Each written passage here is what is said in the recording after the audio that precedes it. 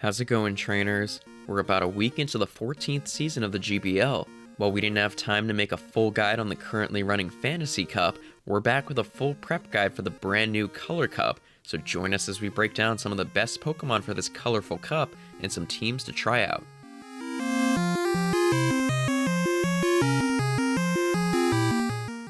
Welcome back, everyone.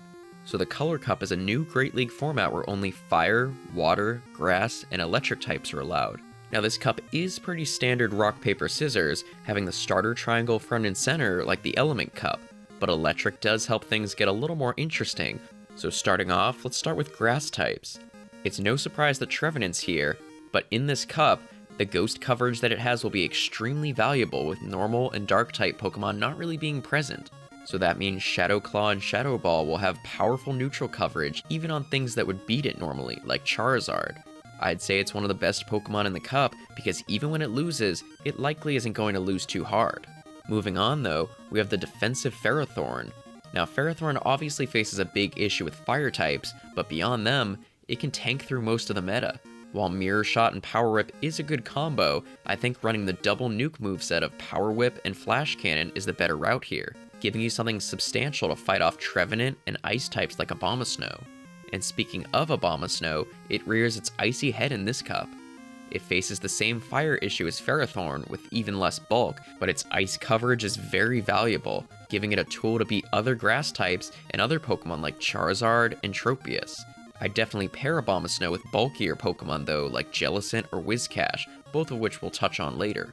And there's obviously other grass types we didn't discuss who are still good in this cup, like Tropius.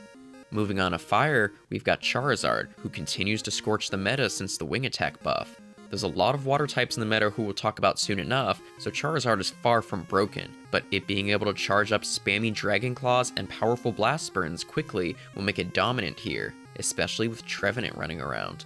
Charizard is very similar to Abomasnow, being frailer but spammy with valuable tools. And next up, we've got Victini.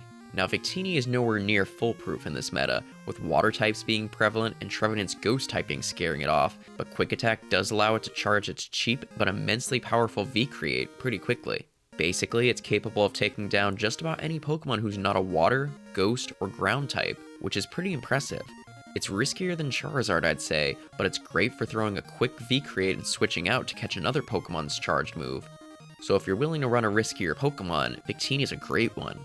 Other fire types aren't as prevalent in this cup, but Alolan Marowak definitely has use too. An energy advantage can help it take down Trevenant as well.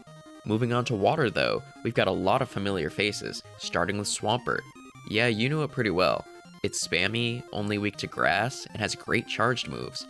I'll only say that while Earthquake is valuable, I think running Sludge Wave will definitely have merit as well, with grass types being a big part of this meta.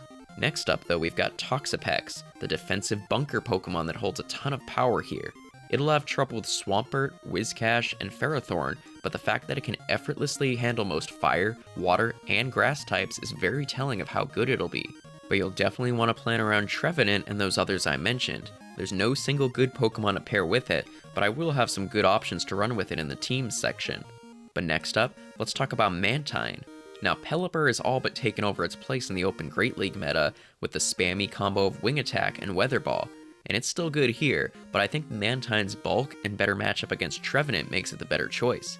Plus, being able to debuff opponents with Bubble Beam before switching or fainting can turn bad matchups in your favor, so I definitely consider this Pokemon. But yes, Pelipper is a good choice in this cup too, along with other water types like Whiscash and the newly buffed Jellicent. Finally, we have electric types who aren't very plentiful in this cup. Many are too frail and suffer as a result. Plus, while there's water types like Toxapex and Mantine, there's also still mud boys like Whiscash and Swampert who make them less effective at their primary job. Still though, Shadow Zapdos is pretty spammy and can unleash Drill Peck to cover grass types and Thunderbolt for water types, so it's still a good Pokemon, but it often demands shields because of its frailness, so be aware of that. Moving on, we've got another frail electric type, being Galvantula, but Lunge is really what helps it stand out. Similar to Mantine, debuffing opponents can turn a match in your favor, so it's a decent Pokemon, and Discharge being able to hit back against Charizard is a big plus too, but like Zapdos, it can often require shields. And finally we have Lantern, who's more lifted up by being a water type than an electric type. but you've likely come to know it well since it got Surf. Beyond grass types, Lantern will be insane in this meta, with good bulk and great coverage, but just plan around its weaknesses to Trevenant and Abomasnow. But now we move on to teams. Up first, we've got Jellicent, Abomasnow, and Trevenant. These Pokemon all have great synergy together, with the two grass types covering many of Jellicent's weaknesses and vice versa. I'd say Abomasnow works best as a safe switch here, but Jellicent itself works quite well as a safe lead beyond a few matchups. I suspect teams like this one will be very common in this cup. Next up, we've got Swampert, Toxapex, and Venusaur. Now this team has its pitfalls, specifically Abomasnow and somewhat Jellicent, but beyond that, I think it offers great coverage, with big emphasis on grass, water, and poison, which can hit most of the meta. Toxapex makes for an excellent safe swap here, and for Swampert, I'd definitely give it Earthquake for Jellicent, as while Abomasnow will still be a threat, it's at least frail, while Jellicent is bulky and could farm you down at the end. And lastly, we've got Mantine, Ferrothorn, and Zapdos. Like I mentioned earlier, Mantine is great at debuffing opponents with Bubble Beam, which can turn bad matchups in your favor. This team is vulnerable to Trevenant, but definitely still capable of taking it down, with Mantine's Wing Attack and Ice Beam, Ferrothorn's bulky defense and Flash Cannon, and Zapdos' quick charging Drill Peck. But for better matchups against grass, you can substitute Zapdos for Charizard, though you will be weaker to water. But that just about wraps up this new cup guide. Be sure to let me know down in the comments what Pokemon you'll be trying out. I may try out team number 3 to get some use out of my Shadow Zapdos. And if you found this guide useful, be sure to give it a like and subscribe if you haven't already.